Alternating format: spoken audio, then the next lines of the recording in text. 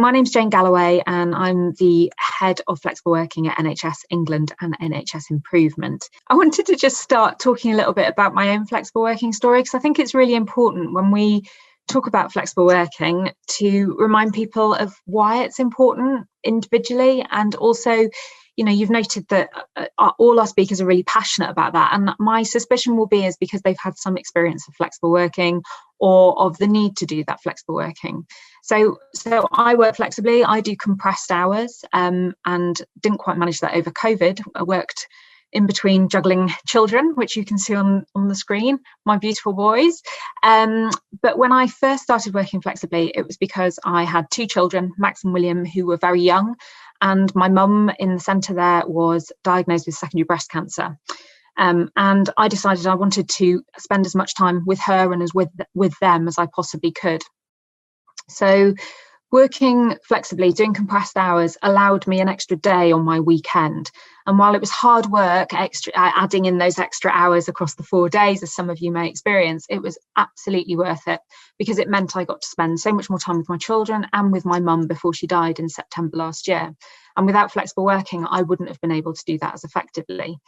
My family live in Swansea, so it enabled me to get up and spend some more time with her there.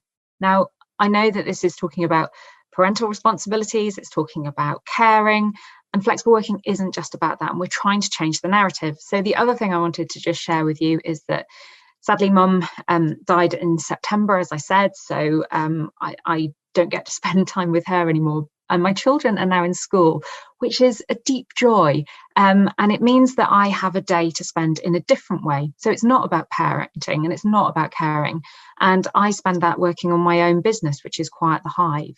And so I just wanted to share that a little bit so that you know what my context is in flexible working.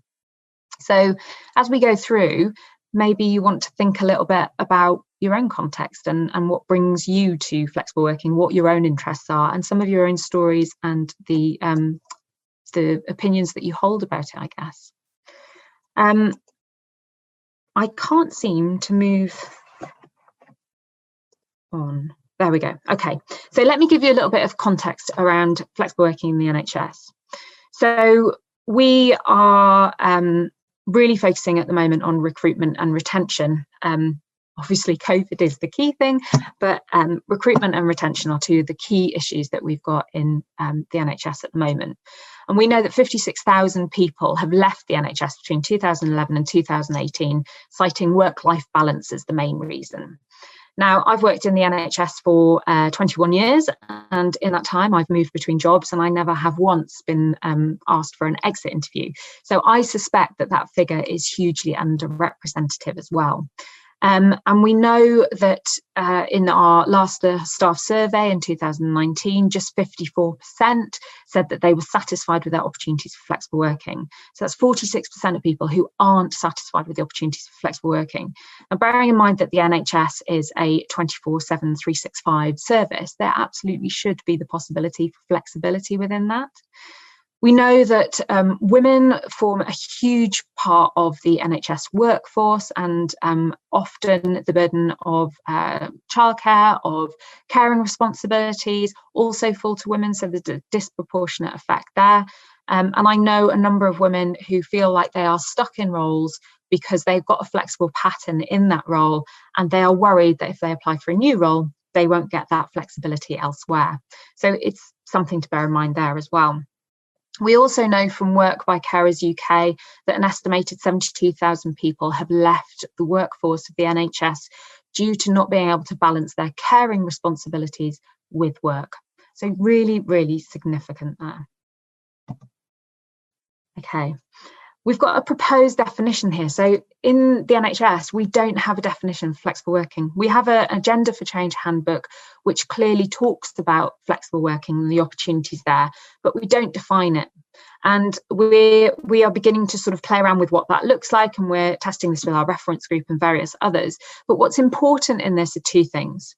Number one, for me, it's about giving individuals a choice about when, where, and how they work. But for the NHS particularly, that absolutely has to be held in the context of patient, carer and their families' user experience, of safe, high quality and efficient services, but also the work-life balance of colleagues. So we cannot prioritize an individual that will impact on those other things. And I think that speaks a little bit to what Dagmar was saying earlier as well, about how do you say no compassionately to requests. So we flipped this on its head a bit. The people plan is our HR workforce strategy, and that was released recently. We were expecting to get a paragraph around flexible working there, and we got nearly 3 pages. It's not a big document, so 3 pages is absolutely enormous, a huge accomplishment, and something I am vaguely terrified about, but absolutely proud of as well, because it really signifies the intent of the NHS to make flexible working a reality. So I know that I know I'm preaching to the converted here, because you're presumably all on this because you're really fascinated about flexible working and working out how you can make it happen in your organisation. So a lot of these will be your bread and butter conversations you're having. But we know that access to flexible working options gives us engaged employees, and they don't actually have to even be taking up those flexible working opportunities. They just need to perceive that they're there, and it makes a difference to engagement. And in the NHS, we know that engaged staff leads directly to better patient care. So it's really important to get this right. It also enables greater opportunity. So I think personally that unlocking flexible working is also key to unlocking our talent pipeline. We know that there are different people who get stuck in different parts of the system. And actually, by not enabling flexible working, we're keeping people in those positions, great people who have the opportunity to flourish in the NHS. And we also lose people out of the NHS because of that as well. We want to come from a point where saying yes is the default position and saying no becomes something that is harder to do. It's still possible, but we often have policies in the NHS which are, and I'm sure that you'll be the same, which are written to support managers to say no, because they talk about the reasons why you might want to turn it down rather than the real advantages and benefits for doing flexible working. So some of the focus, again, you will know all of these already, but one of the things I want to highlight from this slide is the shift won't happen unless we change the culture. So you can have all the incredible enablers that you want. You can have the best policies, you can have supportive execs, but if the culture doesn't change, nothing will happen. So you need to not just go down the route of enabling e-rostering. So how do we create shift patterns which are predictable but flexible? How do we have training for our staff to understand more about flexible working, what the business case is for flexible working, why should we be doing it in the NHS? But you need to see people role modelling it, you need to hear people talking about it. Dagmar was saying about her graduates and having a bit of a flexible working army. So my colleague Rachel is on the call today as well. She and I have stolen another colleague. So there are 3 of us on a team, 3 of us affecting local change through national methodology with just 3 people across a workforce of 1.5 million. In a very complex and enormous NHS is really, really challenging. So we are absolutely actively recruiting to our flexible working army. The more people we can get talking about it, the more likely there'll be a cultural shift. So how can we make an improvement? So one of the things we're looking at the moment and our absolute focus right up until Christmas and beyond is coming up with ways to get the basics right. So in future years, we will absolutely need to focus down on some of those roles. Like Jessica was mentioning, we will need to look at what it means to be a shift-based colleague. We will need to look at what it means to be a non-shift-based colleague. And then what's the difference between what nurses require, what doctors require, what allied health professionals require, what people in finance and HR and IT require. There's a whole range of roles that we need to really consider. But at the moment, the focus is just on getting the basics right. So we want to provide guidance, training and tools, particularly for line managers and also individuals. So it has to be a compassionate conversation. And line managers should still be supported to say, no, that can't work, but what can work? So it's about thinking creatively. We know, for example, a surgeon is unlikely to be able to work from home if they are performing operations. A cleaner will need to be present. However, why couldn't those be applicable for job share, for example, or term time hours? What are the different patterns of flexible working that can be employed in different roles? We've talked about the clear definition. We're working in partnership with others. So HEE, Health Education England, are doing a huge programme of work looking at how you can create less than full-time working for junior doctors. That's being rolled out specialty by specialty, but we're working absolutely alongside them. We're working along our colleagues in the primary care teams to look and see how we can support general practice and primary care to become more flexible. And also a whole range of other people that we're working very closely alongside, NHS employers, for example. We're also working with the Centre for Ageing Well. So what does flexible working mean to maintain and keep a workforce who are ageing, for example? We are looking to see how IT can help. So not only about remote working, but also using things like e-rostering solutions. And also we are continuing our support for working carers and parents. One of the key aspects of this is around supporting our working carers, which I'll talk about a little bit more in a moment. So I just want to share this with you. Our vision is basically that flexible working becomes simply how we work. So Rachel and I will know we've done our job well if we no longer have a role, basically. Flexible working shouldn't be something that's talked about as flexible working. It should just be the way we work. As I mentioned, the NHS is a 24/7, 365 service, so there's absolutely scope for being flexible within there. We need to recruit and retain staff. We need to attract staff into the NHS. And actually, if we are not being a forward-thinking, innovative, modern culture, that won't happen. It's absolutely what we need to do. And so our focus is on that. I've talked about the people plan. The long-term plan is what sits behind that.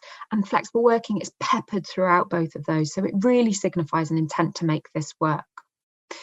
The work streams we're looking at for this year are practical support and training. So that aspect about how do we support our line managers and individuals have good conversations? What do they need to know? We want to talk about what is the business case for flexible working. We know that companies like Aviva and Deloitte and others here today would not be doing this if it didn't make good business sense as well. And so we have to look at it from that aspect. We want to roll out the Working Carers Passport. So we know that, and I spoke about earlier, the 72,000 people who are thought to have left the NHS because of caring responsibilities. In the general population pre-COVID, Carers UK estimate that 1 in 7 of the general population is an unpaid carer. And in the NHS, that rises to 1.5. During COVID, during the first wave of COVID, it was estimated that another 4.5 million people in the UK have assumed caring responsibilities as a result of COVID, not just through people with COVID and the long-term impact of that, but also through not having access to care and support in the way they might have had normally during that pandemic crisis at the beginning. We know that that figure will be replicated in the NHS and is more likely to be 1 in 4 now. We have to be able to support our working carers. This is absolutely, I want to be really clear about this because anyone who's spoken to me previously about this will know that I bang on about not having a hierarchy of need around flexible working. So it shouldn't be that women who have caring responsibilities or young children are more likely to be given flexible working. And that is the case at the moment. You shouldn't have to justify why. I don't know whether having every Wednesday off to attend, I don't know, a yoga session or whatever it might be. I don't know if that's not how you manage your anxiety and depression. That might be vital for you. But when you weigh up attending a yoga class with picking up your children, quite often the picking up your children wins. We want to get away from having to give a reason for flexible working, like David was mentioning earlier. It shouldn't matter why you want it. The fact that you want it should be enough. We're looking at policy. So 2 of the really brilliant things that I'm really proud of that featured in the people plan are around enabling flexibility from day one and by default. So the default position for flexible working becomes yes, and you don't have to wait till 26 weeks of working with us before you request flexibility, because actually who knows what happens between saying yes to a job that you intend to work Monday to Friday 9 to 5 perhaps, who knows what could happen in those 3 months before you actually assume it? Why should we ask people to wait 26 weeks before they can have a conversation about flexible working? It doesn't feel right or fair or progressive or forward thinking at all. And we know that in practice, it's already happening on the ground. People are open to conversations, and we should just make that something that is more clear and upfront. We're looking at leadership and OD. So how do you role model from the top? How do you normalise conversations about flexible working, and encourage people to do that with a shift in culture? My cat is about to jump on my lap. I'm just telling you that in case you suddenly see a pair of ears pop up. And working in partnership, as I mentioned before. So alongside the junior doctors, looking at e-rostering and general practice primary care.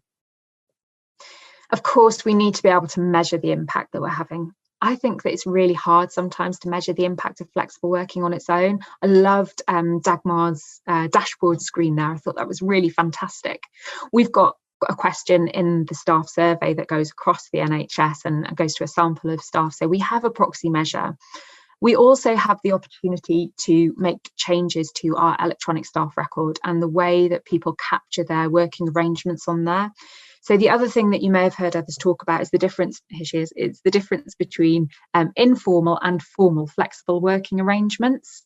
The beauty with a formal arrangement is that you do get to capture it. However, it's a longer process and it might put people off. And busy managers who have to have these conversations, you think about a ward manager who really hasn't even got the time to do Statman training, let alone have a conversation with someone and take them through a process of flexible working. It becomes a barrier. So actually enabling informal flexible working arrangements is really important, but then becomes harder to measure. We also think it's going to have an impact on our gender pay gap reporting, although it's some real mixed feelings around this now, isn't there? Because we know that gender pay gap will have been set back because of COVID and because of the disproportional impact on women. Because of the pandemic, they've been more likely to be furloughed and made redundant. Not in the NHS, we haven't gone down that stream, but more broadly. But we also know that women are more likely to have had to take on the caring responsibilities and parental role during the crisis. I know for me, I took on the main bulk of looking after my children and homeschooling them and running a full-time job and running my own business all at once. And I will not be unique in that experience at all. But it was really hard and exhausting, and you can understand how people will not be progressing their careers to take on additional responsibilities when they're faced with that. We also want to talk to people about their experience of flexible working. So we're looking at more qualitative measures as well. How can we get some of those case studies, which I know are just the snapshot in time, but gives a really good impression, but also the how-tos. So where someone's done it well and we've got a case study, let it not just be about here's what we did. Let it be about, and here's a dummy's guide on how to do it. How do we make that happen for other people? So our key programme messages are around having an open culture. So it's simply the way we work. We come from a position of yes, and where we do need to say no, we support this through a balanced, constructive and compassionate conversation. It should be for everyone. So it shouldn't matter about your role, where you are in your career, the reason you want to work flexibly. It shouldn't matter at all around any of those. So how do we have conversations where it becomes a fair and consistent process for everyone? And importantly, it's about give and take. So if you come to me as a clinical nurse specialist and you say you want every Tuesday off, but we run our main clinic on a Tuesday and we have to do because that coincides with when results are available or when the labs are open or whatever it might be, I have to say no to that Tuesday request.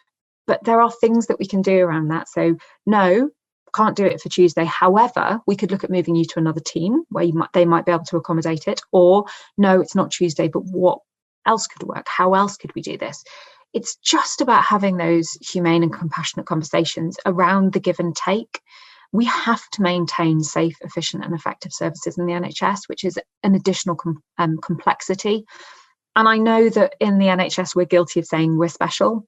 But I do think that having life and death in your hands does apply the mind somewhat. And it's about how do you do that in those circumstances? So during COVID, I was the initial wave of COVID, I was a team of one.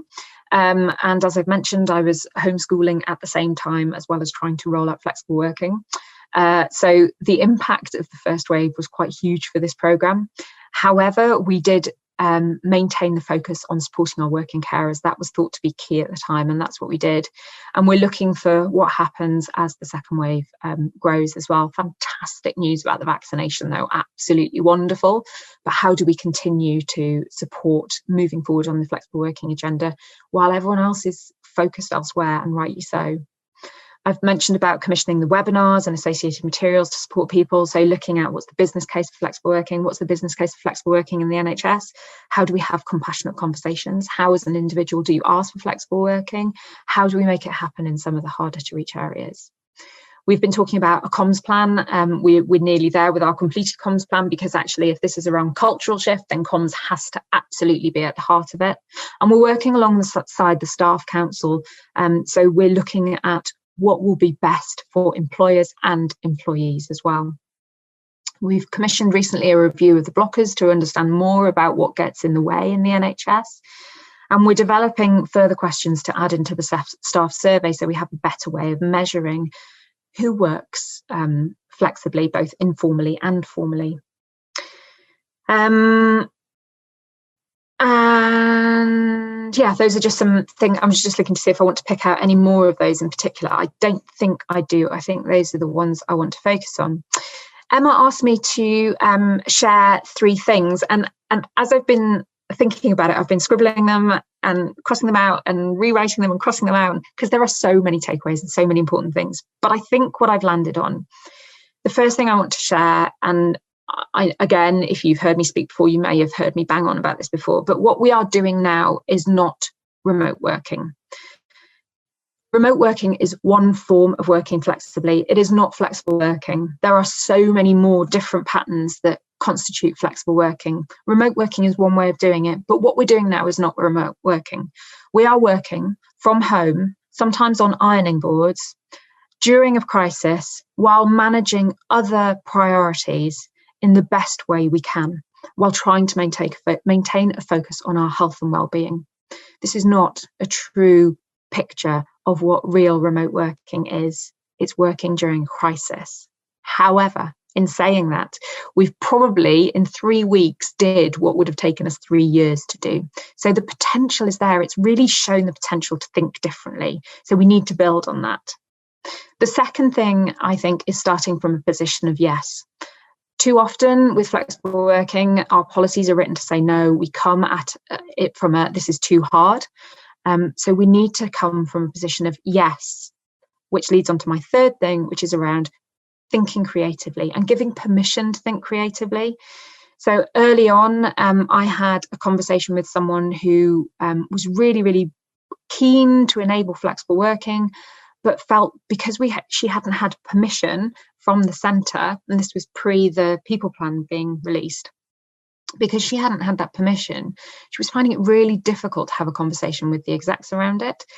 So for me, it was as simple as sending her an email saying, thank you so much for the wonderful conversation we had about what you're doing around flexible working. I'm really looking forward to hearing more.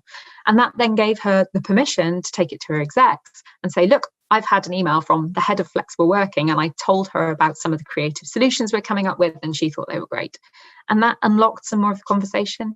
Now, that may sound really, really silly, but actually giving staff permission to think differently about flexible working is really important, and really important for Rachel and I, because we are a team of 3 trying to influence change from a national position at a local level across 1.5 million people.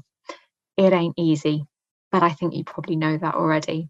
And I just wanted to say thanks for the opportunity to talk a little bit about what we're doing and where we're coming from. I hope it's been useful and I hope it resonates.